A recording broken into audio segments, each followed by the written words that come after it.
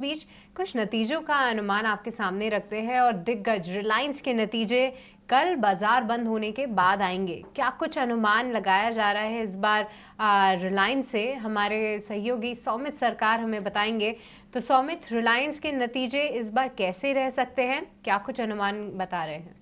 Street estimates की अगर हम बात करें तो रिलायंस के जो Q2 के नंबर्स है वो अच्छे ग्रोथ की तरफ सिग्नल कर रहे हैं ऑन अ सिक्वेंशियल बेसिस।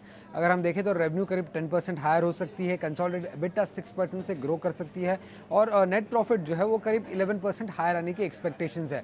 अब अगर सेगमेंट वाइज अगर हम बात करें तो रिटेल सेगमेंट में जो रेवेन्यू ग्रोथ है वो करीब 6% की एक्सपेक्टेशंस है और एबिटा जो ग्रोथ होगी रिटेल सेगमेंट की वो करीब 4.5 to 5% के आसपास आने की एक्सपेक्टेशंस है। O2C सेगमेंट जो है वहाँ की जो एबिटा है वो 5% ग्रो कर सकती है सिक्वेंशियल बेसिस पे और O2C जो कि गैस एक्सप्लोरेशन सेगमेंट जो है वहाँ पे सबसे हाईएस्ट ग्रोथ आने की एक्सपेक्टेशंस है। करीब 23% सिक्वेंशियल ग्रोथ आने की एक्सपेक्टेशंस है गैस एक्सप्लोरेशन बिजनेस में। अब O2C बिजनेस की अगर हम सबसे पहले बात करें तो वहाँ पे रिफाइनिंग स्ट्रेंथ थी सेकेंड क्वार्टर में, बट थोड़ा बहुत प्लांट शटडाउन के कारण जो नेगेटिव इम्पैक्ट आया था उसका, और पेट्रोकेमिकल बिजनेस में जो मार्जिन थे वो भी थोड़े वीकर साइड पे थे। तो थोड़े बहुत जो पॉजिटिव्स थे उसको थोड़ा ऑफसेट कर रहे थे ये दो नेगेटिव पॉइंट्स जो थे, और इसीलिए अगर आप देखेंगे तो O2C सेगमेंट का जो रिफाइन एबिटा है वो सिर्फ 5% से ग्रो कर रहा है। अब रिटेल सेगमेंट में जो भी ग्रोथ हमें देखने मिल रहा है वो प्योरली स्टोर एक्सपेंशन और हायर फुटफॉल्स के कारण है, बट जो गैस एक्सप्लोरेशन सेगमेंट है जहाँ पे सबसे ज़्यादा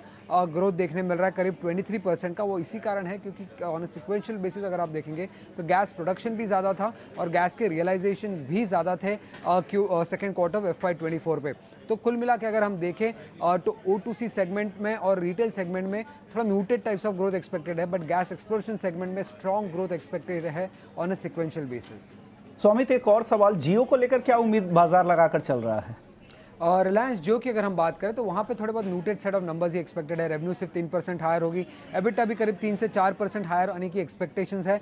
नेट प्रॉफिट भी सिमिलर ग्रोथ की तरफ ही एक्सपेक्टेड है, बट आरपू की नंबर अगर हम बात करें तो उस पर सिर्फ 1% की ग्रोथ एक्सपेक्टेड है। 180.5 से लेके नंबर करीब 182.5 के आसपास आ सकता है।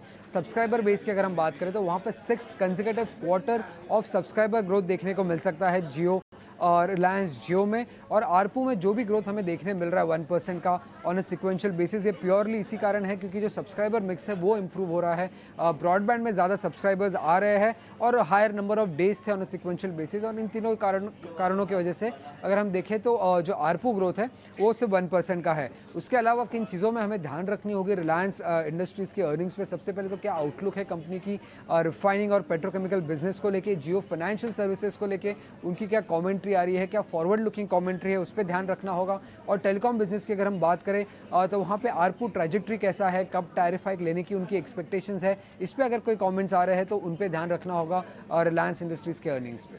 ओके, शुक्रिया स्वामित पूरी डिटेल्स बताने के लिए। रिलायंस के नतीजे कैसे रह सकते हैं, अलग अलग सेगमेंट वाइज आपने पूरी डिटेल्स बताई। कल बाजार बंद होने के बाद ये नतीजे आने वाले हैं।